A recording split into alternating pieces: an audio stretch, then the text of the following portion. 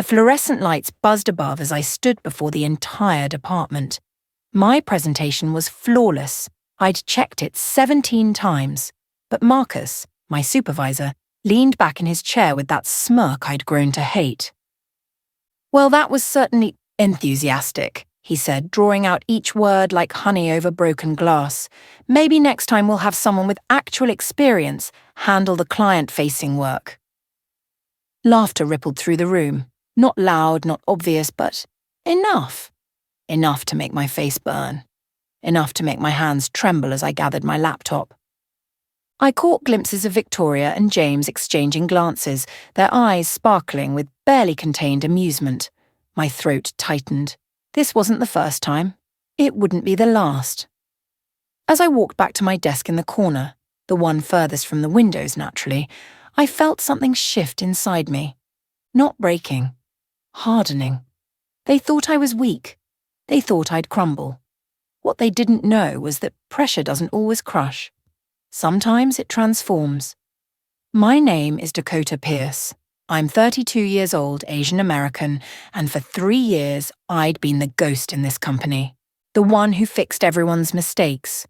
The one who stayed late when projects crashed. The one whose ideas mysteriously appeared in other people's mouths during meetings. I lived in a small apartment in the city, nothing fancy, but it was mine. My younger brother was in college, depending on the money I sent home each month. My mother worked 2 jobs back in our hometown. Quitting wasn't an option written in courage. It was written in privilege I didn't have. So I stayed. I smiled when expected. I nodded when dismissed. I made myself smaller and smaller, thinking that if I just disappeared enough, the targeting would stop. That night I sat on my apartment floor, back against the cold wall, laptop open. I didn't cry. I'd run out of tears months ago. Instead, I did something different. I started taking notes. Real notes. About everything. It hadn't always been this way. When I first started, Marcus had seemed professional, even welcoming. He'd shaken my hand firmly, told me the team needed fresh perspectives. For the first few weeks, I'd believed him. I worked hard, contributed ideas, stayed positive. Then came the day I presented a cost-saving strategy in a team meeting. Marcus had listened, nodded, said we'd revisit it later. 2 weeks afterward, he pitched the exact same strategy to upper management. Word for word. He got a bonus. I got nothing. When I mentioned it to him privately, he'd looked at me with such convincing confusion. Great minds think alike, Dakota. You should be happy we're aligned. That was the moment I understood. This wasn't accidental, this was strategy, his strategy, and I was the resource he planned to mine until nothing remained. The worst part, everyone else either didn't notice or didn't care. Marcus had his inner circle and the lines were drawn in permanent marker. Victoria was his favourite, sharp-tongued, ambitious, always laughing at his jokes even when they weren't funny. James was the yes man, nodding along to everything, taking credit for team efforts. Then there was Bethany, newer but quickly learning the game, already mimicking their casual cruelty. They got the good projects, the client meetings, the FaceTime with executives. I got the cleanup work, the impossible deadlines, the tasks that came with no recognition but plenty of blame if anything went wrong. During team lunches, they'd choose restaurants I'd mentioned being too expensive, then act surprised when I declined. They'd schedule casual Friday drinks at bars across town, making sure I knew I wasn't really invited, even when they mentioned it in front of me. In meetings when I spoke, Marcus would glance at his phone. When Victoria spoke, he'd lean forward, engaged. The message was clear. I didn't matter. I was furniture that occasionally made useful noises. The breaking point came during a quarterly review meeting. I was presenting data analysis I'd spent weeks perfecting, complicated financial projections that could save the company significant money. Midway through my 3rd slide, Marcus interrupted. Actually, Dakota, I think you've misunderstood the core metrics here. He hadn't even looked at my full report. I knew because I'd only sent the summary. The calculation is correct, I said quietly, pulling up my supporting data. No, I don't think it is. His voice was patient, like explaining basic math to a child. He turned to the room. This is why attention to detail matters, everyone. My calculation was correct. I knew it. He knew it. But he corrected me anyway, changing a number that didn't need changing, making me look incompetent in front of senior leadership. Two people smirked. One person, Gregory from accounting, looked uncomfortable but said nothing. I smiled, nodded, said, "Thank you for the feedback." That smile cost me a piece of my soul, but it bought me something valuable, the knowledge that this was war. I couldn't afford to leave. That sentence played on repeat in my mind like a prison sentence. My brother's tuition was due in 2 months. My mother's medical bills were stacking up. Her insurance didn't cover everything. My savings account was a joke, barely enough to cover 1 month's rent. The job market was brutal, and despite my skills, I had no impressive title, no executive references, nothing that would make me stand out. Marcus knew this. Maybe not the specific details, but he knew I was trapped. People like him have instincts for vulnerability, the way sharks sense blood. So I stayed in that suffocating office, in that corner desk, taking the hits. Each night I went home and felt the weight of it pressing on my chest. The self-doubt crept in like fog. Maybe I really wasn't good enough. Maybe I deserved this treatment. Maybe I was the problem. Those thoughts were poison, and I was drinking them daily. But somewhere deep down, a tiny voice whispered the truth. They needed me to believe I was worthless, because if I ever realized my actual value, their entire game would collapse. The shift happened on a Tuesday. Nothing dramatic. No movie moment. I was sitting at my desk, staring at yet another email from Marcus reassigning my project to Victoria, when something in me simply stopped bending. I looked around the office with new eyes. I started watching. Really watching. I noticed how Marcus would volunteer me for grunt work in public, but take credit for results in private. I saw how Victoria would ask me quick questions that were actually her outsourcing entire problems to me. I observed James copying my approaches, then presenting them as his own innovations. I tracked the patterns, the power dynamics, the unspoken rules, and I realized something crucial. I'd been playing defense when I needed to play chess. That day, I stopped trying to prove myself to them. I stopped seeking approval. I stopped explaining my worth. Instead, I became a student of the system that was crushing me. I started documenting everything. Every email, every meeting, every contradiction, every stolen idea. I created folders within folders, organized by date and topic. I wasn't sure what I'd do with it all. But knowledge is power, and I was building an arsenal. I became a ghost, but this time on purpose. I stopped volunteering ideas in meetings. When asked direct questions, I answered briefly, professionally, giving nothing extra. I stopped staying late visibly. I did my work from home instead, where it couldn't be weaponized as not being a team player. I watched Victoria take credit for a client retention strategy I'd developed. I said nothing. I let Marcus present my market analysis as his own insight. I smiled and nodded. To everyone watching, I looked defeated, compliant, broken in. Exactly what they wanted to see, but in reality, I was collecting data. I was learning who the real decision makers were, the ones above Marcus. I was understanding company politics at a level I'd never bothered with before. I found out which executives valued substance over performance. I discovered which departments were expanding. I learned which skills were most valuable for promotion. My lunch breaks became research sessions. My evenings became classrooms. They thought I'd given up. I'd actually just changed games, and they weren't even playing the same one anymore. 6 months passed, 6 months of nights spent earning certifications they didn't know about. Project management, advanced data analytics, strategic leadership. I took online courses from prestigious universities, watching lectures at midnight after my mother fell asleep during our phone calls. I read books about negotiation, about corporate strategy, about turning weakness into leverage. My weekends disappeared into learning. My social life became non-existent, but something was growing inside me, not just knowledge, but certainty. I practiced presenting in front of my bathroom mirror. I recorded myself and watched, fixing every verbal tic, every moment of uncertainty. I studied confident people, how they held themselves, how they spoke. I learned the language of power. At work, I remained small, but I was building a version of myself they couldn't see.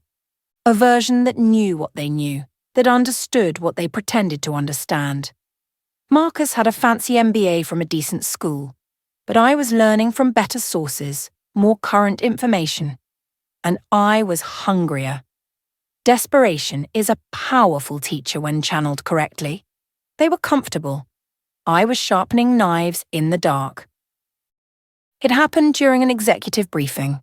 The CEO, Mr. Thornton, was visiting our department, asking about quarterly projections. Marcus was mid-presentation when Mr. Thornton asked a specific question about market trend integration. Something technical, something that required actual understanding, not just polished slides.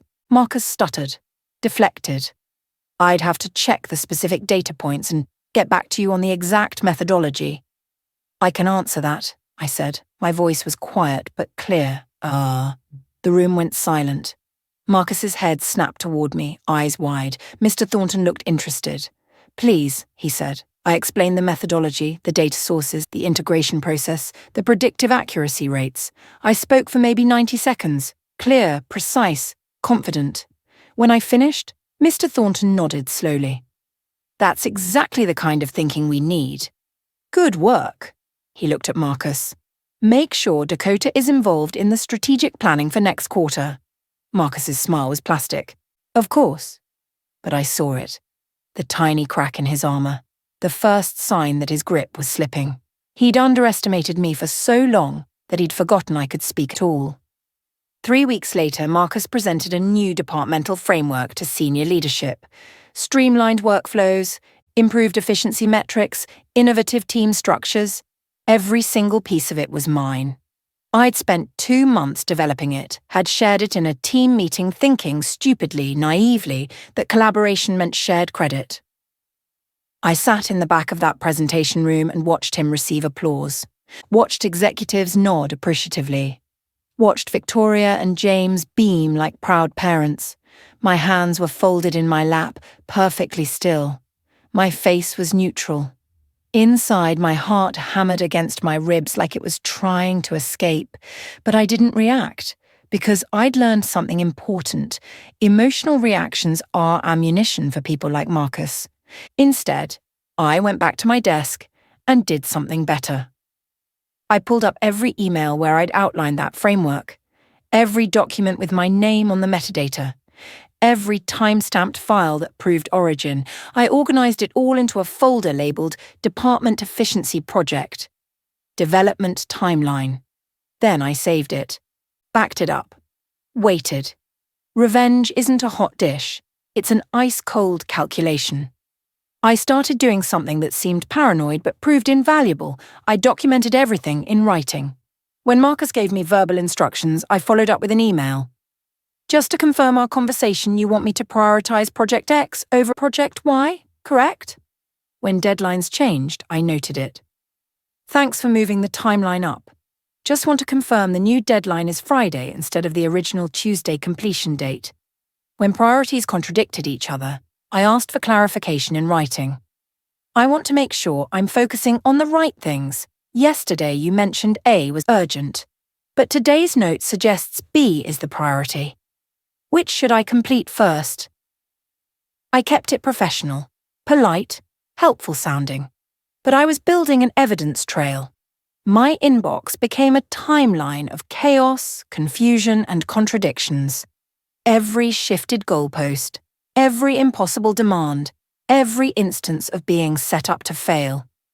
Paper doesn't forget, emails don't have selective memory.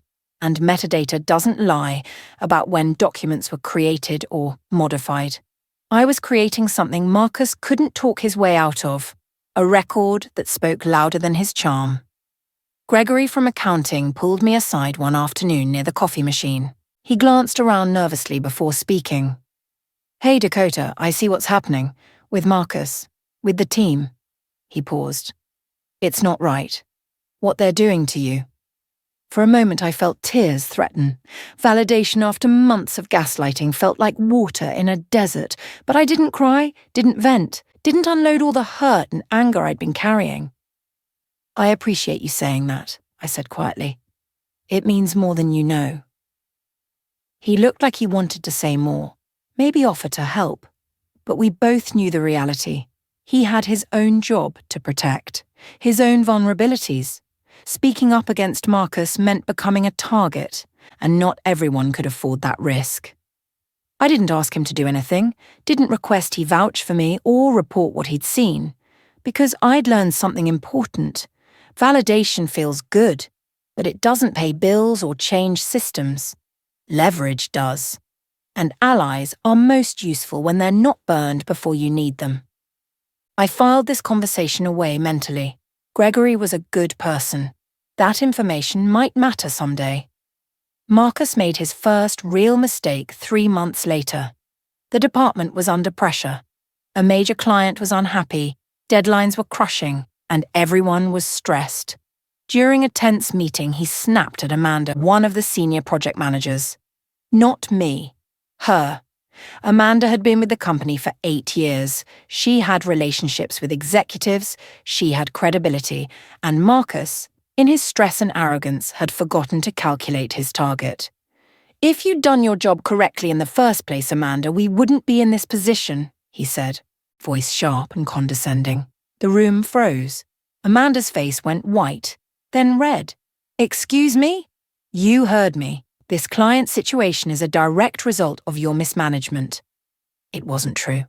Everyone in that room knew the client issues stemmed from unrealistic promises Marcus himself had made during the sales process. Amanda stared at him for 3 long seconds.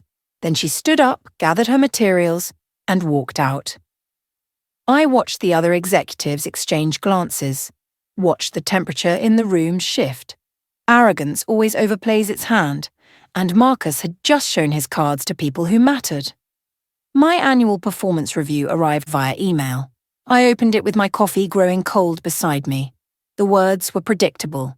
Meets expectations in most areas, could benefit from more strategic thinking, needs to work on initiative and leadership presence. Vague criticisms. Faint praise. Nothing specific enough to argue against. Nothing positive enough to use for advancement. No raise, no promotion. Just the same holding pattern I'd been in for 3 years. I read it twice, then I closed my laptop. And I smiled, because 2 days earlier, I'd had a phone interview with Catalyst Solutions, a competitor company. It had gone well. Very well. They'd asked about my approach to data analytics, my problem-solving methodology, my thoughts on team leadership. I'd answered honestly, confidently, without the shadow of Marcus's voice in my head telling me I wasn't good enough. The interviewer, Miss Patterson, had sounded impressed. A second interview was scheduled for next week, in person, with the department head. Marcus thought this review would keep me in my place. He had no idea I was already standing somewhere else entirely. Sometimes the best response to being undervalued is finding people who can actually see your worth. The Catalyst Solutions office was different from the moment I walked in. People made eye contact, smiled genuinely. The receptionist offered me water and actually seemed to mean it. When Miss Patterson greeted me, she shook my hand firmly and said, "We've been impressed with your background. Really excited to talk more today." The interview panel asked real questions about challenges I'd faced, how I'd handled conflict, what results I'd achieved. I told them the truth, carefully edited, without bitterness, but honest.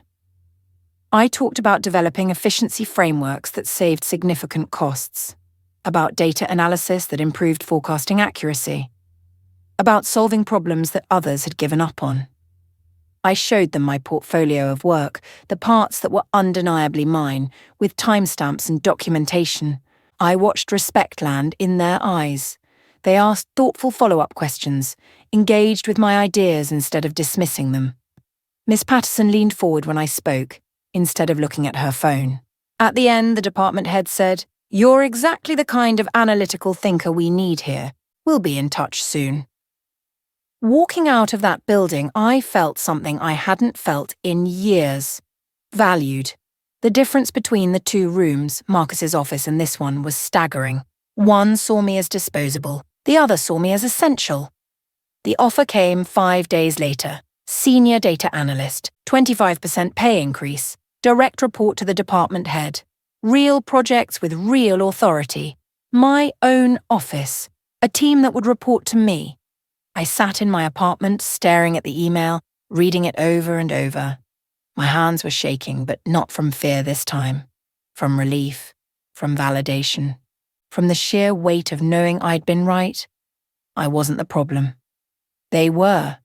I didn't celebrate, didn't call anyone, didn't post on social media. I just sat there, letting the reality settle into my bones. I could leave.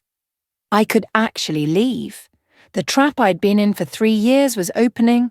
My brother's tuition was covered for the semester. My mother's bills were manageable. This new salary would give me breathing room I'd never had. I pulled up a blank document and started drafting my resignation letter. 2 weeks' notice, professional, courteous, giving nothing away. I'd learned from the best after all. How to smile while planning 10 steps ahead. How to hide strength behind apparent compliance. Marcus had taught me well. He just didn't know what I'd learned. Unrelated to me, or so it seemed at first, an internal audit began at the company. Process documentation, project ownership verification, efficiency review, the kind of routine corporate examination that happened every few years. I heard about it through the usual office gossip channels, didn't think much of it initially. But then, Gregory mentioned something interesting at lunch. There, asking for documentation on who developed what processes, looking at email trails for major projects over the past 2 years. He glanced at me meaningfully. Apparently, there were some questions raised about credit allocation and project ownership. My heart rate picked up slightly. Really? Yeah. Someone apparently flagged concerns about proper attribution. The audit team is being very thorough. He paused. They asked me about the efficiency framework that was presented last quarter. Asked who worked on it. I kept my face neutral. What did you say? The truth? That you developed it? That I saw your emails and documents from months before it was presented? He shrugged. I mean, the metadata proves it anyway. I thanked him quietly. And inside, something clicked into place. Sometimes you don't need to attack. You just need to be thorough in your documentation and patient enough to let systems work. I submitted my resignation on a Tuesday morning, walked into Marcus's office with the letter in hand, my face calm, my voice steady. I wanted to give you this in person, I said. I have accepted a position elsewhere. My last day will be 2 weeks, from Friday. I watched the colour drain from his face, watched confusion flicker across his features. He'd been so certain of my imprisonment. Dakota, this is unexpected. Can we talk about this? Maybe there's room for negotiation. The decision is final, I said politely. But thank you. Where are you going? Catalyst Solutions, senior analyst position. His jaw tightened almost imperceptibly. Catalyst was our biggest competitor, and senior analyst was 2 levels above my current role. I see, he said slowly. Well, congratulations. His smile was rigid. We'll certainly miss your contributions. I appreciate that, I lied. As I walked out of his office, I felt his eyes on my back, felt his confusion. He'd thought he had all the power, thought he'd successfully ground me down into permanent submission. He was still thinking he was in control, still hadn't realized that the game had changed months ago, that I'd been moving pieces he couldn't even see. The collapse was already in motion. I was just getting out before the debris fell. Word travels fast in corporate environments. Within days, I started hearing whispers through former colleagues who'd stayed in touch. They're asking Marcus a lot of questions about project development. Victoria couldn't explain how she suddenly developed expertise in areas she'd never worked on before. The audit team found some interesting discrepancies in project timelines versus presentation dates. Apparently, when you dig into who actually created what, email metadata tells a very clear story. Timestamps don't lie. Version histories don't forget. And when multiple projects show the same pattern, Dakota develops, Marcus presents, Dakota receives no credit, it starts looking less like coincidence and more like system. Projects that Marcus had claimed credit for were suddenly difficult to explain. Strategic frameworks he supposedly created were missing any evidence of his involvement in development. Client solutions attributed to his leadership had paper trails leading back to my desk. The deeper the audit went, the more questions emerged. And Marcus, for all his smooth talking, couldn't charm his way through documented evidence. I wasn't there to watch it unfold. I was already settling into my new office, meeting my new team, working on projects where my name actually appeared in the credits. But the reports filtered back to me anyway. The house of cards was collapsing, one email timestamp at a time. My first month at Catalyst Solutions felt surreal. I shared an idea in a meeting and my manager said, "That's excellent, Dakota, let's build on that." I completed a complex analysis and my name went on the report. Actually on it, in the credits. The executive summary mentioned my methodology specifically. When the VP of Analytics complimented the work, she looked directly at me and said, "Brilliant approach to the data segmentation." Not at my boss. At me. I worked late one evening finishing a project, and the next morning my manager asked if I was okay, if the workload was too much. Not as criticism, as genuine concern. "We want sustainable excellence here," she said, "not burnout. Let me know if you need additional resources." I almost didn't know how to process it. Respect felt foreign after so long without it. Meanwhile, back at my old company, things were deteriorating. I heard through the grapevine that deadlines were being missed, that clients were asking pointed questions about project continuity, that the efficiency frameworks I'd built were falling apart without me there to maintain them. Marcus's team was discovering something important. You can steal credit, but you can't steal competence. And when the person who actually did the work leaves, the illusion collapses fast. Reputation is a mirror. It reflects what you actually are, not what you claim to be. The final meeting, the one I only heard about later, happened 6 weeks after I'd left. Marcus was called into a conference room with HR, the department head, and 2 executives from the audit team. They had questions, lots of questions. "Can you walk us through your development process for the Q3 efficiency framework?" He couldn't, not in detail, because he hadn't developed it. These emails show Dakota Pierce as the primary author of this analysis. "Can you explain the discrepancy between the documentation and your presentation?" He tried, talked about collaborative efforts and team synthesis and bringing ideas together. But when pressed for specifics, his specific contributions, the answers got vaguer, more defensive. We found a pattern across 17 major projects over the past 2 years.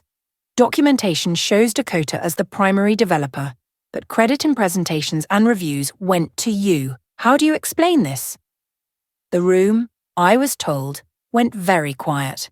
Marcus tried charm, tried deflection, tried suggesting that this was normal team dynamics, that junior employees contribute and senior employees present. But the metadata didn't support contribution. It supported creation.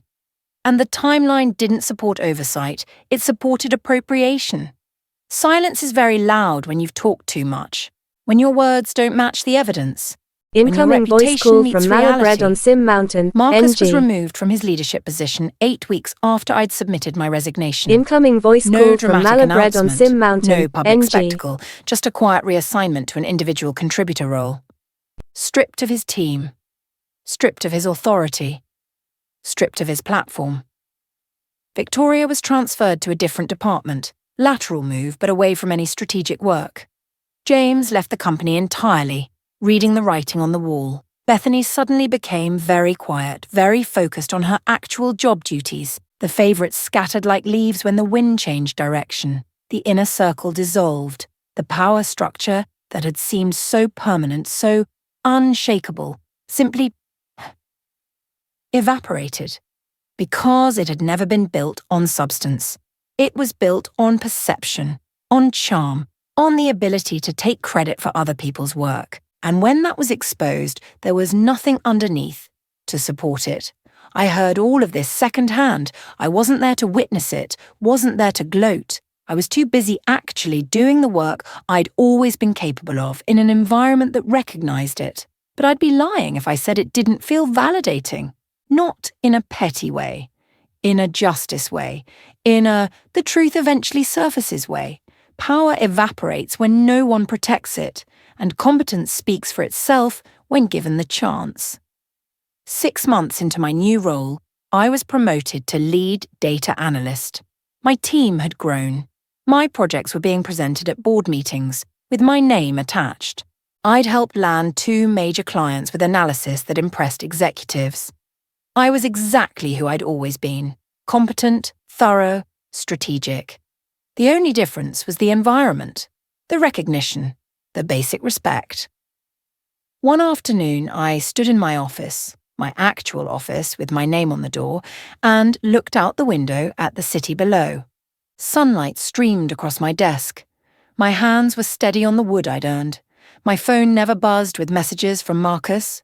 No passive-aggressive emails, no stolen credit, no public humiliation disguised as feedback. I didn't need an apology from them, didn't need Marcus to acknowledge what he'd done, didn't need Victoria or James to admit their complicity, because their opinions didn't matter anymore. They'd told me who they were through their actions, and I'd believed them and moved forward. The best revenge isn't destruction, it's building something they can't touch. It's becoming someone they can't diminish. It's walking away and thriving without them. That silence, that absence of their voices in my life, was louder than any apology could ever be. Looking back now, I understand something I couldn't see while I was drowning in it. I wasn't bullied anymore. Not because Marcus changed, not because the system improved, but because I changed. I learned my worth in the dark, in those late nights studying while they were out celebrating. I chose my silence strategically instead of offering it out of fear. I documented my value when they tried to erase it. I walked toward a life that fit me instead of shrinking to fit into their broken space. The day they realized who I became had already passed. It was the day I stopped waiting for their permission to be valuable. The day I started building proof they couldn't deny. The day I chose documentation over confrontation. By the time they understood what I was capable of, I was already somewhere else, somewhere better, somewhere I was seen. And that realization, that I never needed their validation, only my own courage, that was the real victory. Not Marcus's fall, not the audit, not the vindication, but the knowledge that I could be pushed down for years and still rise. That I could be underestimated and still prove my worth, that I could be invisible and still become undeniable. They thought they were teaching me my place. Instead, they taught me my power. And that's the day they realized who I became, long after it stopped mattering to me what they thought.